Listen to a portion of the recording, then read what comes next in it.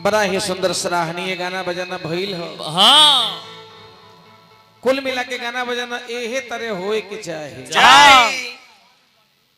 कारण बा कि हम रउआ से पहले कहले रही ये घड़ी के ब्यास लो जब तक ले नची है ना चुनरी ओढ़ी है ना जब तक ले मऊगई है ना तब तक ले खुदे बुझाला कि हमारे प्रोग्राम जमिए नहीं खेल।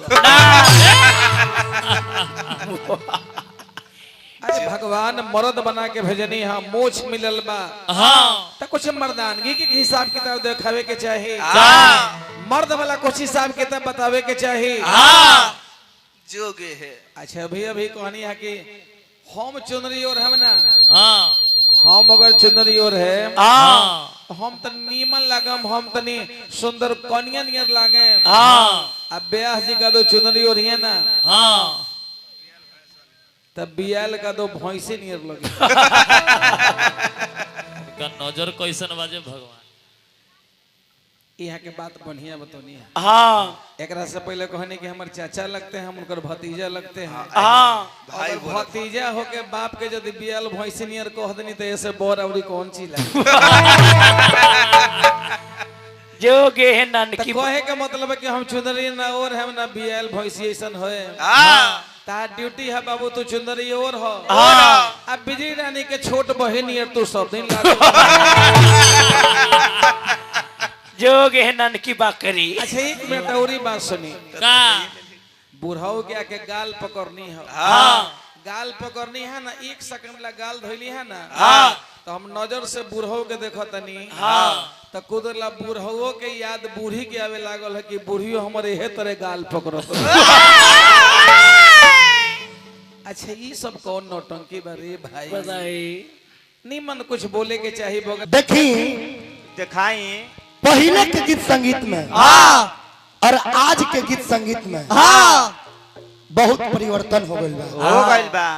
अब रउआ खड़ा होके पोल खानी गाई तो एगो लोग सुने वाला नहीं कहे।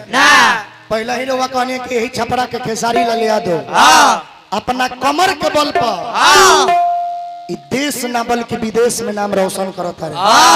भिखारी बाबा कहले बानी कि नाचे गावे तूरे तान ओकरे दुनिया राखे ना त का है जेकरा नोह रही है नु बकोटी। अब जेकरा नोह ना रही उ का बकोटी। अब ली रउआ नाचे आवते नहीं के नाच के शिकायत करत है। लबर लबर कैले बारे के नहीं के नाचल भगवान कन्हैया नचले मर्यादा पुरुषोत्तम श्री राम नचले। यहाँ तक कि हई धरती जौन बा 24 घंटा नाचेले। हम रउआ खड़ा बनी लेकिन धरती नाचता तो नाच के शिकायत करता नहीं। भोले भोले नाथ न चले भगवान शंकर तांडव कके पर्वत राज पर न चले तब डमरू से बोल निकला कि पर्वत राज के उच्च शिखर पर बैठे शिव शंकर अविनाशी टिमिक टिमिक टिम डमरू बाजे बाजे गण राशि गण राशि गण राशि गण राशि गण राशि। पागल तो देखिए नाच के शिकायत मत करी। शंकर भगवान पागल तो हाई हो गल कि सुपवा हां से चलनिया के जकरा 77 गो छे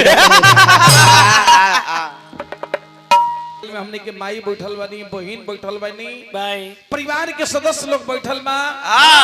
ब्याह जी अपने महतारी ना दोसरों के बहिन बूझे के चाहिए। जहिया से दोसर के बहिन दोसर के माई के घरे घर के ब्यास बुझे लगी ना तो बुझ ली कि अपने आप में सब हिसाब किताब शुद्ध हो जाए। बताइए बिना शमशुर के गाल धरते हैं। ओ आधी रात को चलिए ठीक बा बढ़िया लागल हम मिला जुला के ए तरह जमावे के चाहिए बिना काम के। तो भिखारी ठाकुर जी कहने कि नाचे गावे तूरे ताल और ओके रखे दुनिया मान। अच्छा रहो तो पुरानिया है एहो ना देखलो यहाँ हमहू ना ये देखलो है ना आई छापरा के धरती के भिखारी ठाकुर जी रहनी रघुआ पुरानिया है ब्यास जी अभी कहनी है यहाँ के पाता रघुआ लगाए काले से भिखारी ठाकुर जी गीत के रचना करते थे। गीत के रचना करते थे आज जौना गीत वहाँ के एक बार गा देते थे दोबारा नहीं गाते थे।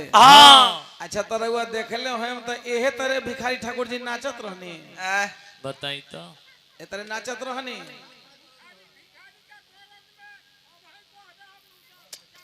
कहे के बात अलग बात, भिखारी ठाकुर जी नाचत नहीं रहनी तो ऐसे हमारे छापर जिला के शिकायत होता ना। ना मौगा के रोल नहीं कर रहे थे।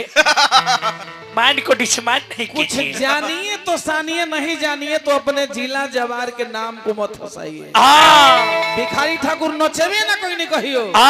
अनुराग में रहिए। गायत्री ठाकुर जी को बात कह के मर गई निमित अंदर कि जौन ब्यास के कमर हिल गई वहाँ के कहानी खाली धोतिया के हिलाओ।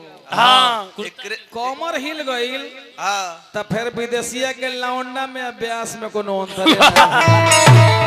ए लड़की डिचिम डिचिम डिचिम गीत डिचिम। बताओ तनी। वाह वाह वाह। हिंदू के ग्रंथ मानस हो, मानस के मुताबिक तनी बताइए, विचार ले सुनाओ तनी लोगों के। वाह वाह वाह।